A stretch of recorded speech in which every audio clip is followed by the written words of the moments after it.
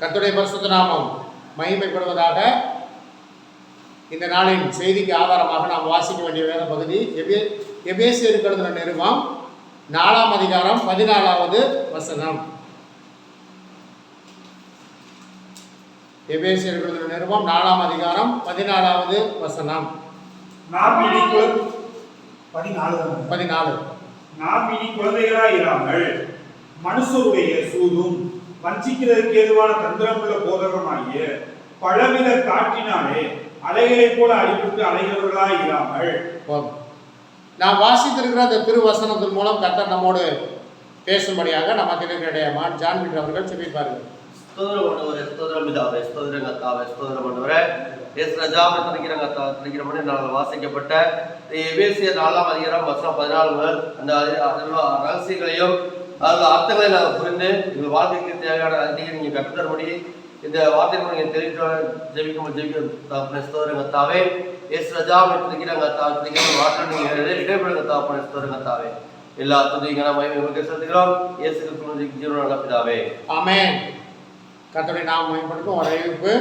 அடுத்த வாரம் நமக்கு ராபோஜன ஆராதனை இருக்கிறது. சரியா மாலை 6 மணிக்கு ஆரம்பித்து ராபோஜன ஆராதனை இருக்கும். அதுக்கு ஆயத்தப்படுங்கள், ஜெபியுங்கள். கர்த்தருக்கு ஸ்தோத்திரம். கர்த்தருடைய நாமம் மகிமைப்படுத்தும். இந்த நாளில் நம்ம வாசித்த வேத வசனம் எபேசியருக்கு எழுதின நிருபம் 14வது வசனம் அப்படியா சொல்லுகிறது, நாம் இனி குழந்தைகளாய் இராமல் மனுஷருடைய சூதும் வஞ்சிக்கிறது ஏதுவான தந்திரமுள்ள போதகமாகிய பலவித காற்றினாலே அலைகளைப் போல அடிபட்டு அலைகிறவர்களாய் இராமல். வசனம் பாருங்க எப்படி சொல்லுது, நாம் இனி குழந்தைகளாய் இராமல். நம்ம இப்போ வளர்ந்துட்டோம், சரீர வளர்ச்சியிலையும் வளர்ந்துருக்குறோம். இன்னும் எதில் வளரணும் தெரியுமா? சொல்லுங்க, எதில் வளரணும் சொல்லுங்க. ஆவிக்குரிய ஜீவிதத்தில் வளரல, இன்னும் வளரணும். இந்த வசனம் என்ன சொல்லுது, நாம இன்னும் குழந்தைகளா இருக்கக்கூடாது. குழந்தை என்ன செய்யும்? குழந்தைன்னா ஒரு 3 வயசுக்கு மேலே, அதுக்கு கீழே இருக்க பிள்ளைல 3 வயசுக்கு மேலே உள்ள பிள்ளை என்ன செய்யும்? விளையாடிக்கிட்டு சேட்டை பண்ணிக்கிட்டு, அப்புறம் சொல்லதை கேட்காது, அப்புறம்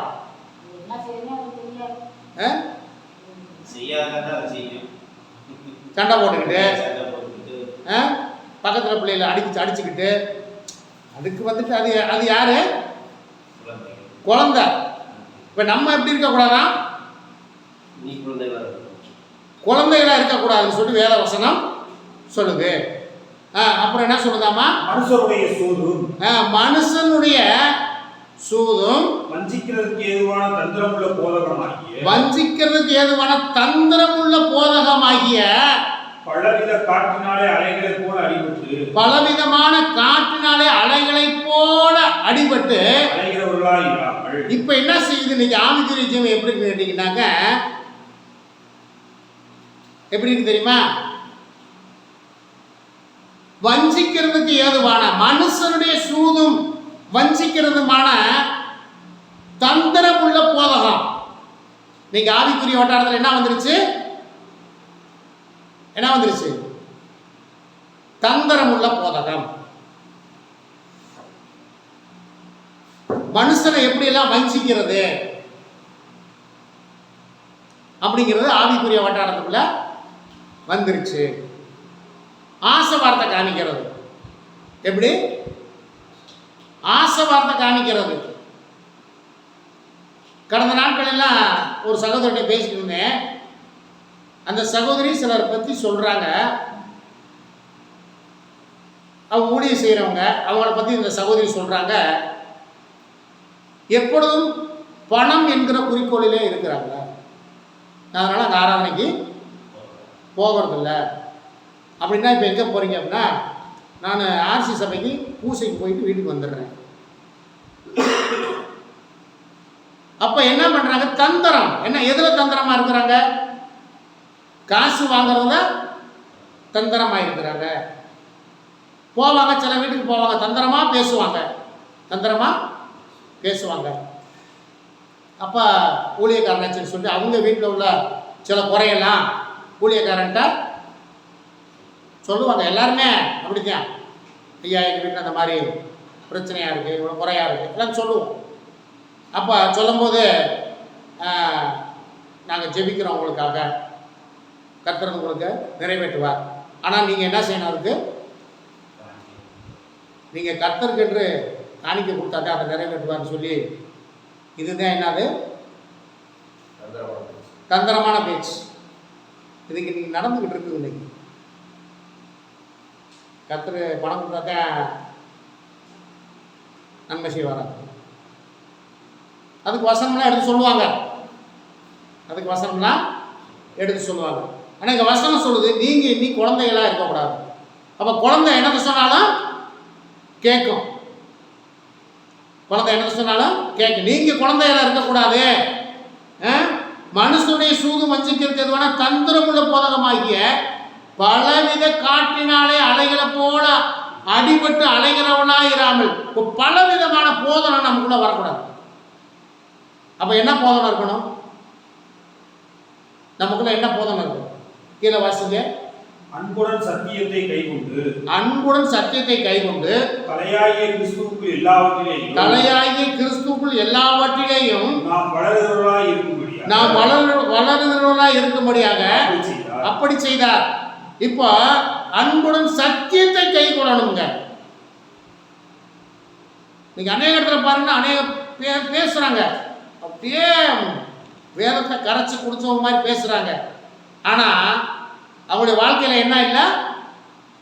சத்தியத்தை கை கொள்வது இல்லை. திருக்குறள்ல வசனம் ஒரு வார்த்தை சொல்லும், ஒரு குறள் சொல்லும், சொல்வது யாவருக்கும் எளிதாம், சொல்லிய வண்ணம் செயல். சொல்றது எல்லாத்துக்கும் ஈஸி தான், சொல்ற மாதிரி நடக்கணும் இல்லை. இப்ப சொல்லிடுறாங்க எல்லாரும், ஆனா சொல்ற மாதிரி செய்யறதுக்கு முடியல. பாருங்க, அடுத்த வசனம் வாசிங்க. எபேசியர் 6:11 வாசிங்க. நீங்கள் பிசாசின் தந்திரங்களோடு, நீங்கள் பிசாசின் தந்திரங்களோடு எதிர்த்து நிற்க திராணிகளோடாகும்படி, நீங்கள் எதிர்த்து நிற்க திராணி உள்ளவர்கள் ஆகும்படி தேவனுடைய சர்வாயுத வர்க்கத்தையும் தரித்துக் கொள்ளுங்கள். தேவனுடைய சர்வாயுத வர்க்கத்தை தரித்துக் கொள்ளுங்கள். இப்ப பாருங்க, அங்க மனுஷனுடைய தந்திரம், இங்கே யாருடைய தந்திரமா? பிசாசுடைய தந்திரம். இந்த மனுஷனுக்கு இந்த தந்திரத்தை கொண்டு வர்றதை யார் தெரியுமா? பிசாசு. இப்ப முதல்ல மனுஷனுக்கு மனுஷனுடைய தந்திரத்துக்கு நீங்க ஜாக்கிரதையா இருக்கணும். அப்புறம் யாருக்கு ஜாக்கிரதையா இருக்கணும்?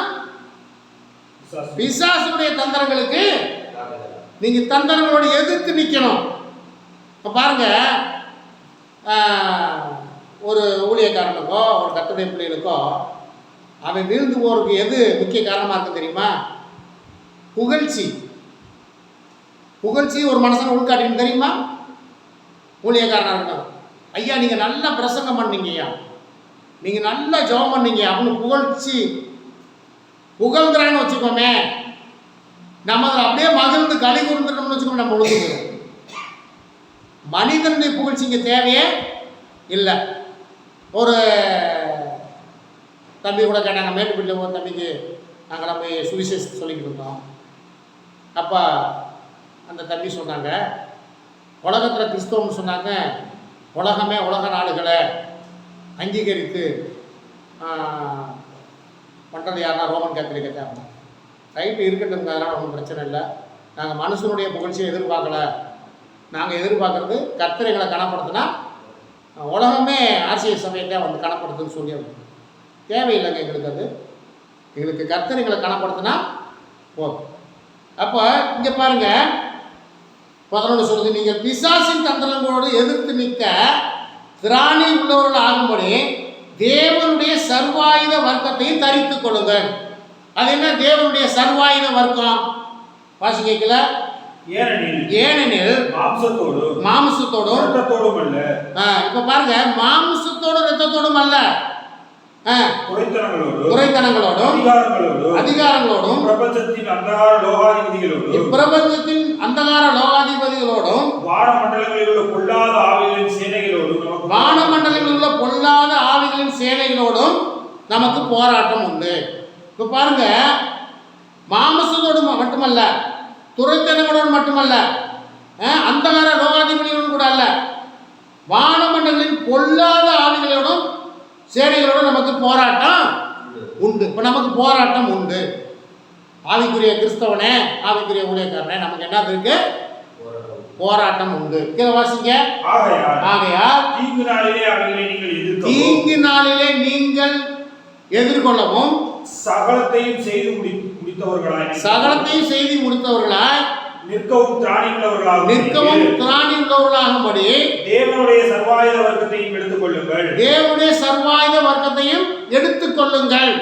அது என்னது? சத்தியம் என்னும் கச்சையை உங்கள் அறைகளிலே கட்டினவர்களாயும் நீதி என்னும் மார்க்கவசத்தை தரித்தவர்களாயும் சமாதானத்தின் சுவிசேஷத்திற்குரிய ஆயத்தம்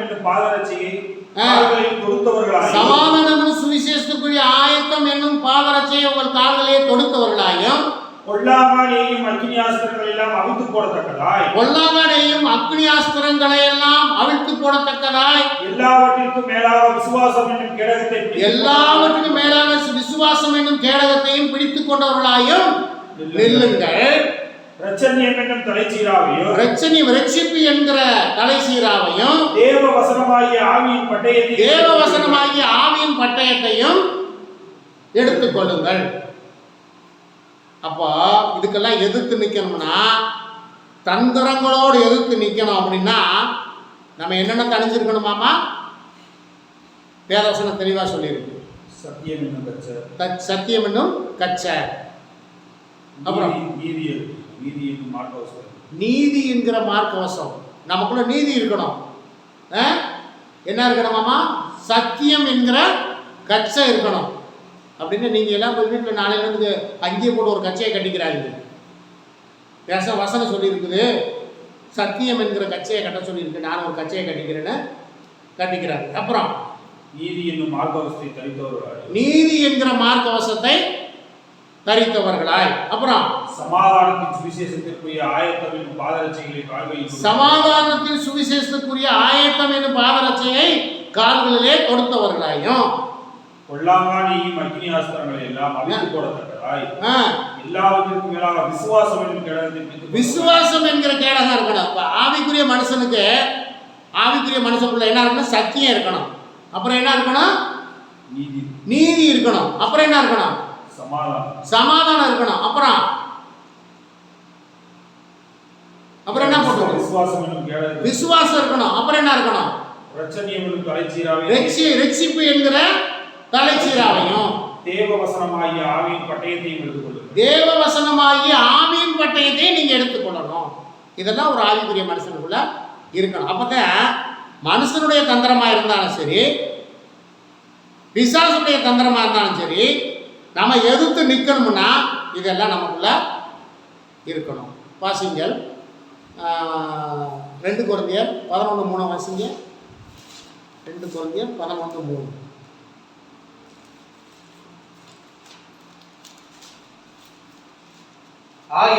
ஆகிலும் சர்ப்பமானது தன்னுடைய தந்திரத்தினாலே ஏவாளை வஞ்சித்தது போல உங்கள் மனதும்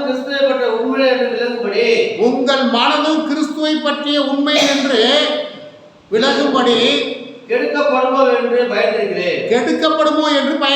இந்த கொரிந்தியர் சபைக்கு எழுதும் போது அப்போஸ்தலன் பவுல் சொல்றாரு, அங்குள்ள மக்களை பார்த்துட்டு சொல்றாரு, ஆகிலும் சர்ப்பமானது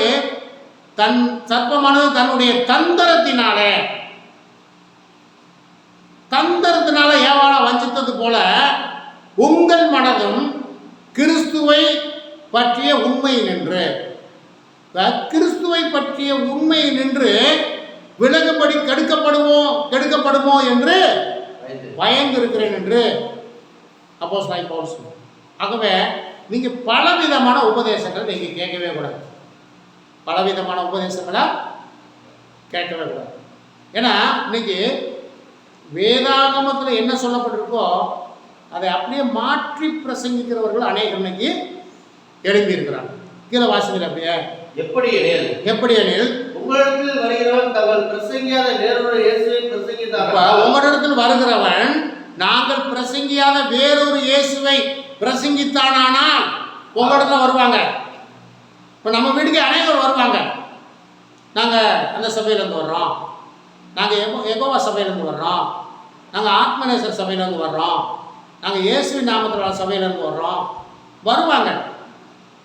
புதிய எருசலேமிலிருந்து வர்றோம், வருவாங்க. வந்து என்ன சொல்லுவாங்க, இந்த வேதாகமத்தில் பிரசங்கிக்காத வேறொரு இயேசுவை உங்களுக்கு பிரசங்கித்தால் அல்லது நீங்கள் பெற்றிராத வேறொரு ஆவியையும் நீங்கள் ஏற்றுக்கொள்ளாத வேறொரு சுவிசேஷத்தையும் பெற்றீர்களானால் நன்றாய் சகித்திருப்பீர்களே. மகா பிரதான அப்போஸ்தலர்கள். இப்ப அதுக்கு வேறொரு காரியம் வந்துருது. அப்ப இந்த வேதாகமத்தில் சொல்லி இருக்கிற இயேசு கிறிஸ்துவை தான் நம்ம ஏற்றுக்கொள்ள வேண்டும். ஒவ்வொருத்தரும் ஒரு மாதிரி வந்து சொல்லுவாங்க. ஒருத்தர் சொன்னாராம், நம்மெல்லாம் வந்து பாவ மன்னிப்பு பெறணும்னு அவசியமே இல்லை. ஏன்? நம்முடைய பாவத்தை எல்லாம் சிலுவையில் இயேசு கிறிஸ்து அறைந்து முடித்து விட்டார். ஆகவே நம்ம ஜெபிக்கணும்னு, நம்ம பாவ மன்னிப்பு பெறணும்னு அவசியமே இல்லை. அப்படியா வேதம் சொல்லுது? இல்லை, பாவ மன்னிப்பு பெறணும்னு சொல்லி வேதாகமம் சொல்லு. இன்னொருத்தர் சொன்னாரா, நம்ம ஜெபம் பண்ணணும்னு அவசியமே இல்லை. ஏன்? நம்முடைய தேவையில் எல்லாவற்றையும் ஆண்டவர் அறிஞ்சிருக்கிறாராம். ஆனால் வேதம் அப்படி சொல்லுது, கேளுங்கள் அப்பொழுது உங்களுக்கு கொடுக்கப்படும், ஜெபிக்க சொல்லுது. இப்படியெல்லாம் இன்னைக்கு பல விதமான உபதேசம், தந்திரமான உபதேசம் இந்த ஆவிக்குரிய வட்டாரத்தில் வந்திருக்கு. காரணம் என்னன்னு சொல்லுங்க. ஏன் இந்த மாதிரி உபதேசம் வருது? இந்த உபதேசத்தை கொண்டு வர்றது யாரு? ஏன் வருது? அதுவும் ஆவிக்குரிய பிள்ளைகளை நோக்கி ஏன் வந்து கொண்டு இருக்கிறது? யோசித்து பாருங்க. பிசாசானவன் எப்படியாவது தெரிந்து கொள்ளப்பட்டவர்களையும் வஞ்சிக்கணும். ஆகவே நீங்க தெளிவா இருக்கணும். ஏன் வேதத்தை படிக்கணும்னு சொல்றோம் அப்படின்னு கேட்டீங்கன்னா, நீங்க வேதத்தை படித்திருந்தால்தான் அவங்களுக்கு சரியான பதிலை உங்களால சொல்ல முடியும். வாசிங்கள் 2 பேதுரு 2ஆம் அதிகாரம்.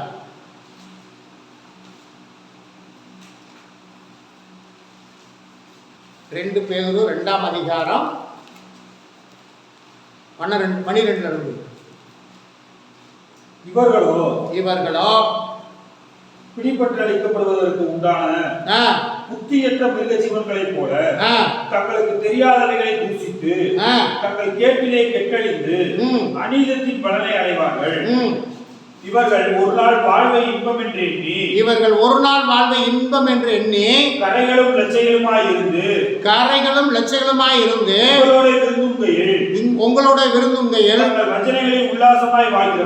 தங்களுடைய வஞ்சனைகளில் உல்லாசமாய் வாழ்கிறவர்கள் விபச்சார மயக்கத்தால் நிறைந்தவர்களும் பாவத்தை விட்டு ஓயாதவர்களுமாய் இருக்கிற கற்புடையவர்கள் உறுதி இல்லாத ஆத்மாக்களை தந்திரமாய்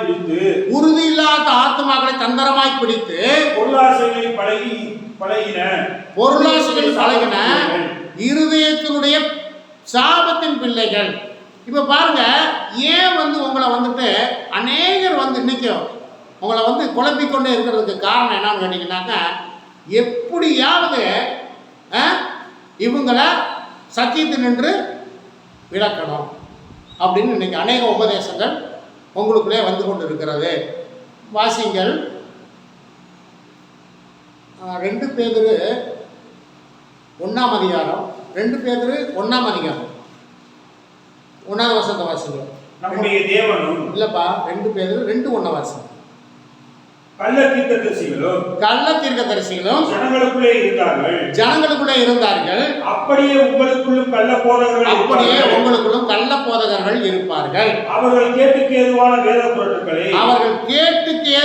வேத பொருட்களை தந்திரமாய் நுழைய பண்ணுவாங்க. என்ன பண்ணுவாங்க? தந்திரமாய் கேட்டுக்கு ஏதுவான வேத புரட்டுகளை, இந்த வேதத்தையே புரட்டி சொல்லுவாங்க. இப்படித்தான் இருக்கணுங்க. நீங்க அப்படி இருந்தா பரலோகத்துக்கு போக மாட்டீங்க. ஆனா இங்க வசனம் என்ன சொல்லுதுன்னா, சத்தியத்தை கை கொண்டால் பரலோகத்துக்கு போலாம். அப்ப கள்ளத்திற்கிறதுகளும் ஜனங்களுக்குள்ளே இருந்தாங்க. எப்போ? பழைய ஏற்பாட்டின் காலத்துல. புதிய ஏற்பாட்டின் காலத்தில் அப்படியே உங்களுக்குள்ள கள்ள போதகர்கள் இருப்பார்கள். அப்புறம் அவர்கள் கேட்டுக்கேதுவான வேத பொருட்களை தந்திரமாய் நுழைய பண்ணி தங்களை கிரயத்துக்கு கொண்ட ஆண்டவரை மறுதலித்து தங்களுக்கு தீவிரமான அழிவை வருவித்துக் கொள்வார்கள். அவருடைய கெட்ட நடக்கைகளை அநேகர் பின்பற்றுவார்கள். அவர்கள் நிமித்தம் சத்திய மார்க்கம், இன்னைக்கு சத்திய மார்க்கம் தூஷிக்கப்படுறதுக்கு காரணமே என்னன்னு சொன்னீங்கன்னா, இது கள்ள போதகர்கள், கள்ள உபதேசம், கர்த்தருடைய வழியில நடக்காதவர்கள். சத்திய மார்க்கம் தூஷிக்கப்படுறதே அதனாலதான். அப்புறம் அப்படியே வாசிங்க. பொருளாசை உடையவர்களாய் தந்திரமான வார்த்தைகளால் உங்களை தங்களுக்கு ஆதாயமாக வசப்படுத்திக் கொள்வார்கள். உங்களை தங்களுக்கு ஆதாயமாக வசப்படுத்திக் கொள்வார்கள். பூர்வ காலம் முதல் அவர்களுக்கு விதிக்கப்பட்ட ஆக்கினை, பூர்வ காலம் முதல் அவர்களுக்கு விதிக்கப்பட்ட ஆக்கினை அயர்ந்திராது. அவருடைய அழிவு உறங்காது. அவருடைய அழிவு உறங்காது. அதுக்கு ஆண்டவன் தண்டனை வச்சிருக்காரு. யாரோ ஒருவனை கர்த்தருடைய வழியை விட்டு பின்வாங்க செய்கிறானோ அவனுக்கு அழிவுக்கு ஆண்டவரை வச்சிருக்கிறாரு. ஆகவே பாருங்க, பாவம் செய்த தூதர்களை தேவன் தப்ப விடாமல் அந்தகார சங்கலினாலே கட்டி நரகத்திலே தள்ளி நியாய தீர்ப்புக்கு வைக்கப்பட்டவர்களாக ஒப்பு கொடுத்து, இப்போ பாருங்க, தூதர்களை கூட ஆண்டவரே, பாவம் செய்த தூதர்களை கூட ஆண்டவரே விட மாட்டார். அப்ப சத்தியத்தினின்று ஒருவனை வழி விலக போகிறதுக்கு எவன் கள்ள உபதேசத்தை உள்ள கொண்டு வந்து போதிக்கிறானோ, பணத்துக்காக செய்கிறானோ, அவனுக்கு தண்டனை அயர்ந்துறாது. வாசிங்கள் 2 Pétru 2:14 வாசிங்க. விபச்சார மயக்கத்தால் வாச்சமா 15 வாசிங்க. செம்மையான வழியை விட்டு தப்பி நடந்து, செம்மையான வழியை விட்டு தப்பி நடந்து பேயோரின் குமாரனாகிய பிலேயாமின் வழியை பின்பற்றி போனவர்கள், பேயோரின் குமாரனாகிய பிலேயாமின் வழியை பின்பற்றி போனவர்கள் அவன் அநீதத்தின் கூலியை விரும்பி. இப்ப பாருங்க, இந்த அநீதத்தின் கூலியை தாங்க அநேகர் விரும்புறாங்க. ஊழியத்தில் இந்த அநீதத்தின் கூலிய அநேகர் காசு, கர்த்தருக்கு ஊழியம் பார்க்கலாம். எதுக்கு ஊழியம் பார்க்கறாங்க? காசுக்காக, அதுவும் அநீதத்தின் கூலிக்காக. ஒரு ஊழியக்காரரை குறித்து அந்த சகோதரி சொன்னாங்க, அடிக்கடி வீட்டுக்கு வர்றாரு காசு கேட்டு, அடிக்கடி காசு கேட்டு வீட்டுக்கு வர்றாங்க. நான் அதனால அங்கே போகிறது ஆராதனைக்கு போகிறது இல்லை.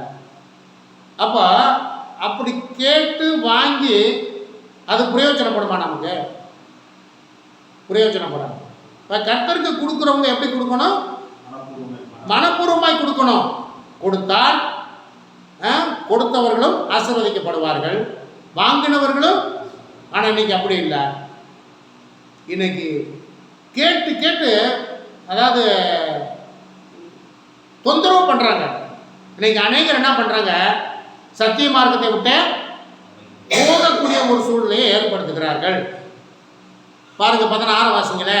தன்னுடைய அக்கிரமத்தின் நிமித்தம் கடிந்து கொள்ளப்பட்டான். பேசாத மிருகம் மனுஷர் பேச்சை பேசி தீர்க்கதரிசியுடைய மதிகேட்டை தடுத்தது.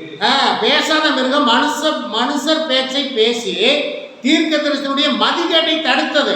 ஆனா கர்த்தருடைய வசனம் அவனோட பேசுது, தடுக்குது. ஆனாலும் என்ன பண்றாங்க? இவர்கள் தண்ணீர் இல்லாத கிணறுகளும் சுழல் காட்டினால் அடி உண்டோடுகிற மேகங்களுமாய் இருக்கிறார்கள். இப்படி செய்யறவங்களுக்கு என்றென்னைக்கும் உள்ள காரர்களே இவர்களுக்கு வைக்கப்பட்டிருக்கிறது. இந்த அநீதியின் கூலியை பெறாங்க பார்த்தீங்களா? அவங்களுக்கு என்னைக்குமே காரர்கள் தான் வைக்கப்பட்டிருக்கும். வாசிங்கள் 2 Pétru 2:18. வஞ்சகமாய் நடக்கிறவர்களிடத்திலிருந்து அரிதாய் தப்பினவர்களிடத்தில் இவர்கள் அகந்தையான வீண் வார்த்தைகளை பேசி, அரிதாய் தப்பினவர்களிடத்தில் இவர்கள் அகந்தையாய் வீண் வார்த்தைகளை பேசி மாம்ச இச்சைகளினாலும்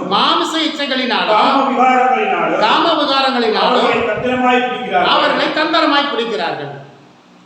என்ன பண்றாங்க? நம்ம கிறிஸ்தவங்க அப்படிலாம் இருக்கணும்னு அவசியம் இல்லைங்க. யாரு கூட வேணாலும் பழகிக்கலாமுங்க, எப்படி வேணாலும் இருக்கலாமுங்க. நீங்கள் சபைக்கு வந்தால் மட்டும் போதுமுங்க, காணிக்க போட்டால் மட்டும் போதுமுங்க. நீங்கள் எங்கே வேணாலும் போங்க, எங்கே சோறு போட்டாலும் தின்னுங்க, எங்கே துணி கொடுத்தாலும் வாங்கிக்கங்க. ஆனால் நீங்கள் என்ன செஞ்சிடணும், எங்கள் சபைக்கு மட்டும் நீங்கள் வந்துடுங்க, எங்களுக்கு வந்து காணிக்க மட்டும் போடுங்க. நீங்கள் எங்கே போயிடலாம், எங்கே போயிடலாம், எங்கே காணிக்க வேணா போய் கொடுக்கலாம். எங்கே போகலாம், பரலோகத்துக்கு போக முடியாது. வாசிங்க 2 கொரிந்தியர் 2:10 வாசி.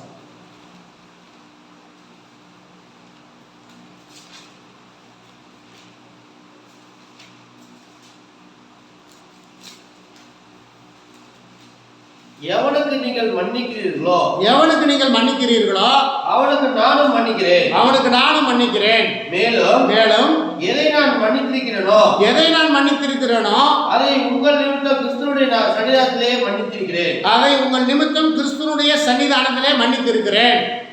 சாத்தானாலே நான் மோசம் போகாதபடிக்கு அப்படி செய்தேன். அவருடைய தந்திரங்கள் நமக்கு தெரியாதவைகள் அல்லவே, பிசாசுடைய தந்திரங்கள் நமக்கு தெரியாதவைகள் அல்லவே. மேலும் நான் கிறிஸ்துவின் சுவிசேஷத்தை பிரசங்கிக்கும்படி நான் கிறிஸ்துவின் சுவிசேஷத்தை பிரசங்கிக்கும்படி வேணாம், அது வேற ஒரு இதுக்குள்ள போகுது. பிசாசுடைய தந்திரம் நமக்கு தெரியும், அவருடைய பேச்சினாலே நம்ம தெரிஞ்சிடலாம் இது என்ன பேச்சு,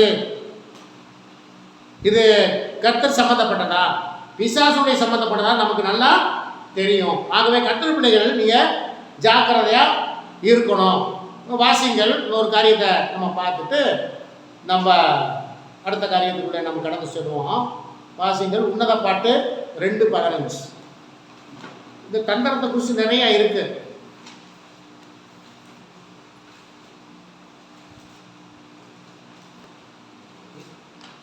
உன்னத பாட்டு 2:15.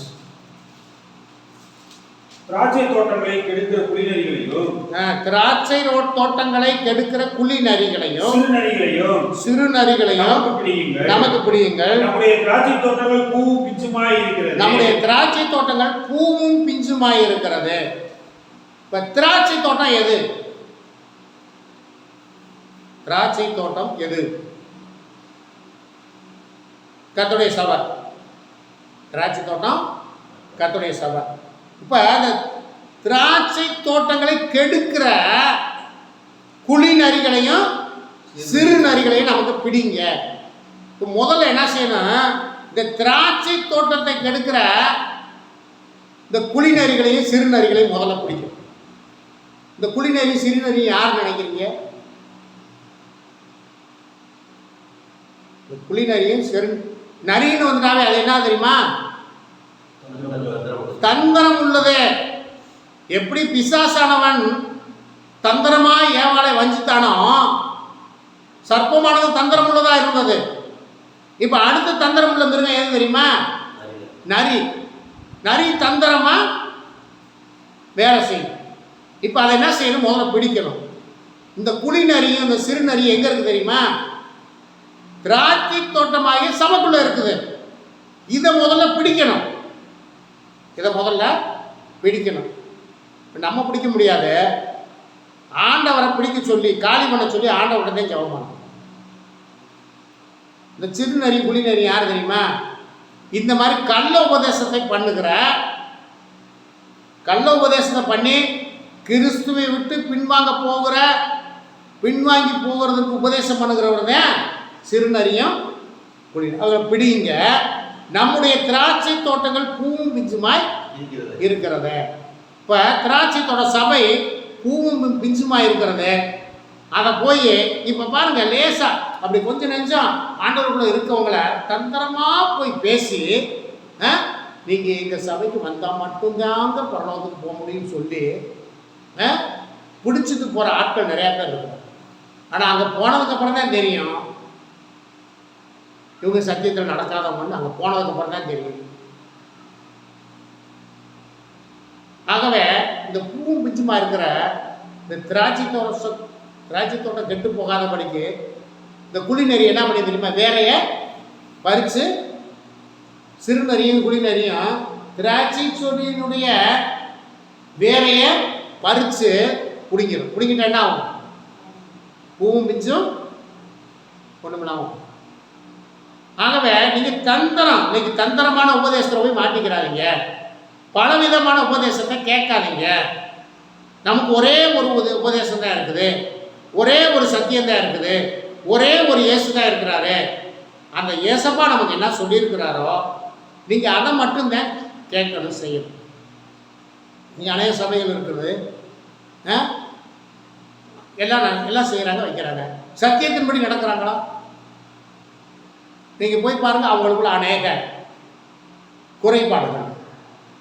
காரணம், எங்களுக்கு பணம் வேணும், பணம் இல்லாமல் ஊழியம் செய்ய முடியாது. பணம் இல்லாமல் ஊழியம் செய்ய முடியாது, உண்மைதான். பணம் இல்லாமல் ஊழியம் செய்ய முடியாது, உண்மைதான். ஆனால் அந்த ஊழியம் செஞ்சுட்டு எங்கே போக போகிற? நீ அநீதத்தின் கூலியை வாங்கினா எங்கே போக முடியும்? பிள்ளையாமுக்கு என்ன நடந்தது? அநீதத்தின் கூலியை வாங்கின தீர்க்கதரிசி ஆகிய பிள்ளையாமுக்கு என்ன நடந்தது? அதே நடக்கும். அதனால தான் அதனுடைய கிறிஸ்தாத்திரங்கள் நம்ம பைபிளில் நமக்கு எழுதப்பட்டு வைத்திருக்கிறது. வாசிங்கள், எபேசியர் 4:14 மீண்டும் வாசிங்க.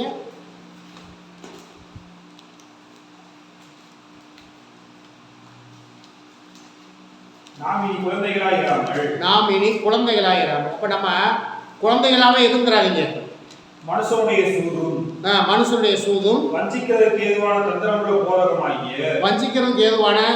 தந்திரமுள்ள போதகமாகிய பலவித காற்றினாலே அலைகளைப்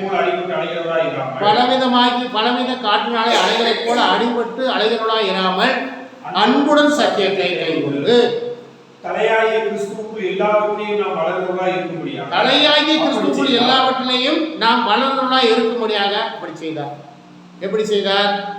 13 அவர் சிலரை அப்போஸ்தலராகவும் சிலரை தீர்க்கதரிசிகளாகவும் சிலரை சுவிசேஷகராகவும் சிலரை மேய்ப்பராகவும் போதகராகவும் ஏற்படுத்தி வைத்திருக்கிறார்.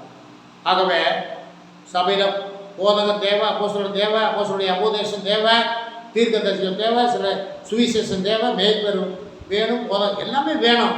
எதுக்காக? நம்ம குழந்தைகளாக இராமல் நாம் வளர்ந்து ஏறுவதற்கு, கிறிஸ்துவுக்குள் வளருவதற்கு.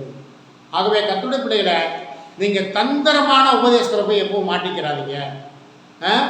இந்த வேதாகமத்தில் நமக்கு கர்த்தர் என்ன கற்றுக் கொடுத்திருக்கிறாரோ, நமக்கு என்ன சொல்லியிருக்கிறாரோ அதை கைக்கொண்டு தொடர்ந்து அதன்படி நடங்கள். கர்த்தர் உங்களை ஆசீர்வதிப்பார். கர்த்தர் நாம் இந்த காரியங்களை ஆசீர்வதிப்பாராக. கர்த்தர் சொல்லுவோம். நாம் கர்த்தருடைய சமூகத்தில் நம்மை தாழ்த்தி நாம் ஜெபிப்போம். கர்த்தர் நம்மை ஆசீர்வதிப்பார். அன்பின் பரலோக பிதாவே, இந்த வேலைக்காய் நாங்கள் நன்றி செலுத்துகிறோம்.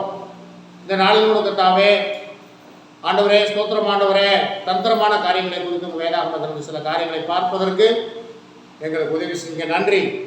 நாங்கள் ஆண்டவரே குழந்தைகளாக இராமல் இன்னும் ஆண்டவரே உங்களுக்குள்ளாக நாங்கள் ஆவிக்குறிச்சிகள் அதிகமாய் வளர்ந்தவர்களாய் ஆண்டவரே உங்களுக்குள் காணப்படவும் சத்தியமாகிய இந்த வேதாகமத்தை நாங்கள் கைகொண்டு, உங்கள் சத்திய வார்த்தையை கைகொண்டு உங்களுக்குள்ளாக வளர்ந்து உங்களுடைய வழியில் நடந்து உங்களுக்கு உண்மை உத்தவமாய் காணப்பட்டு ஆண்டவரே உங்கள் வருகைக்கு ஆயத்தப்பட எங்களுக்கு உதவி செய்யுங்க. உங்களுடைய வார்த்தை கேட்ட உங்களுடைய பிள்ளைகளாகி எங்கள் ஒவ்வொருவரையும் ஆசீர்வதிங்க. எங்கள் ஒவ்வொருவரையும் ஆண்டவரே உங்கள் நீதியின் பாதையில் வழிநடத்தி செல்லுங்க. உங்களுக்கு உண்மை உத்தவமாய் காணப்பட்டு உங்கள் வருகைக்கு ஆயத்தப்பட எங்களுக்கு உதவி செய்யுங்க. ஆண்டவரே குழந்தைகளை காத்து கொடுங்க, வழி நடத்துங்க. இயேசு கிறிஸ்துவின் நாமத்தினாலே ஜெபிக்கிறோம் எங்கள் ஜீவனுள்ள நல்ல பிதாவே, ஆமென். என் ஆத்துமாவே ஸ்தோத்திரி, என் முழு முதலை நாமத்தை ஸ்தோத்திரி. என் ஆத்துமாவே ஸ்தோத்திரி, கர்த்தர் செய்த சகல உபகாரங்களையும் மறவாதே. ஆமென். நம்முடைய தேவனாகிய கர்த்தருடைய நம்முடைய பிதாவாகிய தேவனுடைய அன்பும் கர்த்தராகிய இயேசு கிறிஸ்துவின் கிருபையும் பரிசுத்த ஆவியானவருடைய அந்நியமும் கர்த்தருடைய தொழுது கொண்ட கர்த்தருடைய பிள்ளையை நம்மோடும் உலகத்தில் உள்ள எல்லா பரிசுத்தவான்களோடும் என்றும் என்றும் சதாகாலம் நிலைத்திருப்பதாக. ஆமென். அல்லேலூயா, அல்லேலூயா, அல்லேலூயா, அல்லேலூயா. கர்த்தர் தாமே உங்கள் நிறைவை ஆசீர்வதிப்பாராக. கர்த்தருக்கு ஸ்தோத்திரம்.